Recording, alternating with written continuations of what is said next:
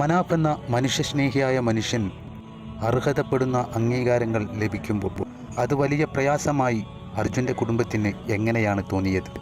74 ദിവസത്തോളം അർജുൻ എന്ന സഹോദരന് വേണ്ടി ഇദ്ദേഹം സഹിച്ച ത്യാഗങ്ങൾ കേരളത്തിലെ ഓരോ മനുഷ്യനും നോക്കിക്കാണുന്നുണ്ടായിരുന്നു എന്ന് ഈ കുടുംബം എന്തുകൊണ്ടാണ് ആലോചിക്കാതിരുന്നത്?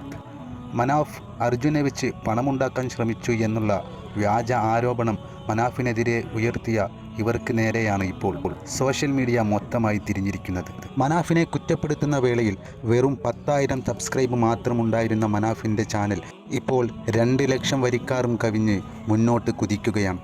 ഇത് തന്നെയാണ് മനാഫിന് ഓരോ മനുഷ്യനും അവരുടെ ഹൃദയത്തിൽ എത്ര വലിയ സ്ഥാനമാണ് നൽകിയതെന്ന് തെളിയിക്കുന്നത്.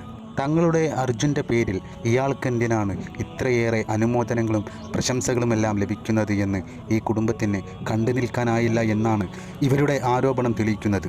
പക്ഷേ മനാഫ് എന്ന മനുഷ്യസ്നേഹി ഈ കുടുംബത്തിൻ്റെ ആരോപണം കേട്ടപ്പോഴും പറഞ്ഞത്, ആ കുടുംബത്തിനെ ഒരിക്കലും നിങ്ങൾ കുറ്റപ്പെടുത്തരുത്, അവർ ആരുടെയോ വാക്കിൽ അകപ്പെട്ടതാണെന്നാണ്.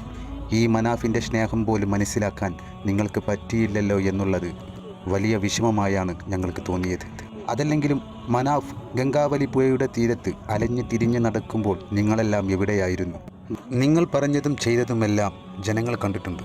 അതുപോലെ തന്നെ മനാഫ് ആത്മാർത്ഥമായി അർജുനനെ കണ്ടെത്താൻ വേണ്ടി പ്രവർത്തിച്ചതും. നിങ്ങളോടും മനാഫിനോടുള്ളതുപോലെ തന്നെയുള്ള വലിയ സ്നേഹം ഞങ്ങൾക്കെല്ലാവർക്കും തന്നെ ഉണ്ടായിരുന്നു.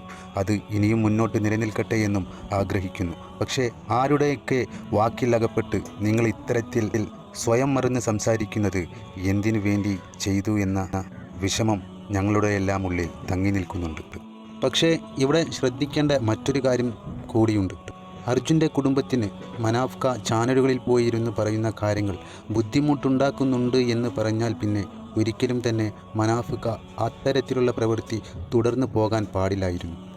മനാഫ് അദ്ദേഹം നേരിട്ട കുറ്റപ്പെടുത്തലുകളും കള്ളക്കടത്തുകാരനാണ്, തട്ടിപ്പുകാരനാണ് എന്നതിനെക്കുറിച്ചുള്ള ചില ആളുകളുടെ അഭിപ്രായങ്ങൾക്കെതിരെയുള്ള പ്രതിരോധങ്ങൾ അയക്കാൻ അദ്ദേഹം ഒരു യൂട്യൂബ് ചാനൽ തുടങ്ങുന്നത് കൊണ്ട് എന്ത് കുഴപ്പമാണ് ഉള്ളത്? അത് അർജുനെ കണ്ടെത്തുന്ന കാര്യങ്ങൾക്ക് വേണ്ടിയുള്ള പ്രചോദനം നൽകുന്ന തരത്തിലാണെങ്കിലോ അദ്ദേഹം അങ്ങനെ ചെയ്തത് അത്യാവശ്യമായി ചെയ്യേണ്ട കാര്യം തന്നെയായിരുന്നു എന്നാണ് എനിക്ക് പറയാനുള്ളത്. സത്യം പറഞ്ഞാൽ അർജുൻ്റെ ഭാര്യയെയോ മറ്റോ ആരും ഇവിടെ കുറ്റപ്പെടുത്തുന്നില്ല. ഇതിന് കാരണമുണ്ടാക്കിയത് ഭൂരിഭാഗം ആളുകളും പറയുന്നത് അർജുൻ്റെ സഹോദരി അഞ്ജുവിൻ്റെ ഭർത്താവ് ജിതിനാണെന്നാണ്. ഇതിൻ്റെ സത്യാവസ്ഥ എന്താണെന്ന് ആർക്കും തന്നെ അറിയില്ല എന്നതാണ് മറ്റൊരു സത്യം. പക്ഷേ അർജുനെ കണ്ടെത്തി ദിവസങ്ങൾക്കകം തന്നെ ഇങ്ങനെയൊരു വാദവുമായി മാധ്യമങ്ങളെ കാണാൻ ഇവർക്ക് എങ്ങനെ സ്വയം തോന്നി? അതൊരിക്കലും നടക്കാൻ വഴിയില്ലല്ലോ. ഇത് ഞങ്ങൾക്ക് വളരെ വലിയ സങ്കടം നൽകി.